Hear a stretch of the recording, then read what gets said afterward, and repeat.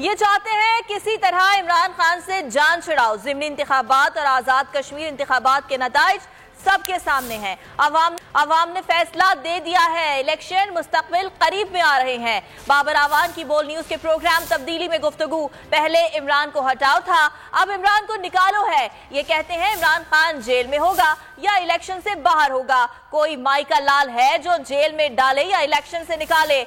बाहर की तो कुछ कुव्वतें चाहती हैं कि पाकिस्तान गैर मुस्तहकम हो जाए।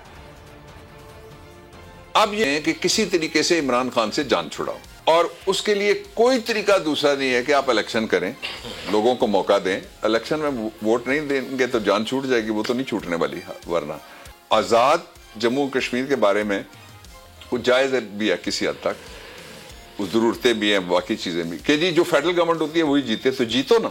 किसी ने धांधली का कहा है, एक सीट पर भी नहीं कहा ना।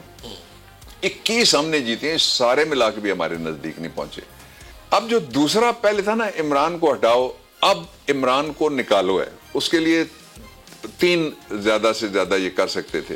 एक इलेक्शन में इन्होंने आजमा लिया, एक तो बाहर के जो प्रोमोटर्स हैं इनके बैरून मुल्क के, वो इस बात में इंटरेस्टेड हैं कि पाकिस्तान डिस्टेबलाइज। अगर आपको ये वीडियो पसंद आई तो लाइक पर क्लिक करें। देखिए, ये तो उनकी वालदा से इंशाल्लाह कराएंगे।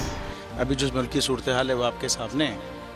हकीकी सहाफ़त का अरशद शरीफ एक, मैं समझता हूँ, बहुत बड़ा हकीकी सहाफ़त का लंबरदार था और हक से 1 इंच नहीं हटा, बल्कि जान देनी पड़ी तो जान दे दी उसने।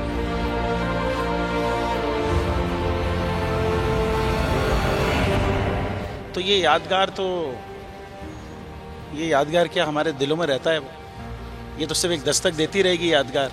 मैं समझता हूँ कि जो रुके तो कोहे गिरा थे हम, जो चले तो जहाँ से गुजर गए, रहे यार हमने कदम कदम तुझे यादगार बना दिया। ये अरशद शरीफ के लिए मेरे ख्याल में लिखा गया है।